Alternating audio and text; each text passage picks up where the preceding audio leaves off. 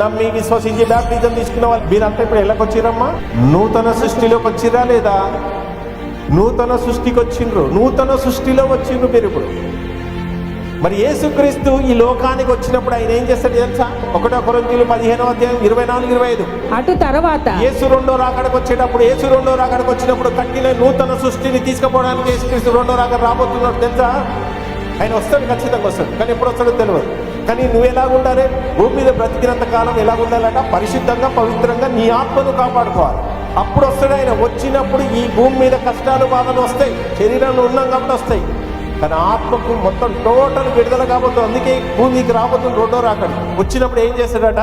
అటు తర్వాత ఈ నూతన సృష్టిలో ఉన్న వారిని అటు తర్వాత ఆయన సమస్తమైన ఆధిపత్యమును, సమస్తమైన అధికారమును, బలమును కొట్టివేసి తన తండ్రి అయిన దేవునికి రాజ్యము. ఏ రాజ్యము? ఏ రాజ్యము అప్పుడెప్పుడట? ఏ రాజ్యం? క్రీస్తు రాజ్యం. కట్టిన రాజ్యం ఉంది కదా. ఈ భూమి మీద క్రీస్తు రాజ్యం స్థాపించబడుతుందా లేదా? యావత్ ప్రపంచ దేశాలు పాకిపోతుందా లేదా? మరి ఏ రాజ్యం ఇది? ఈ రాజ్యములో నూతన సృష్టి, కొత్త భూమి, కొత్త ఆకాశం.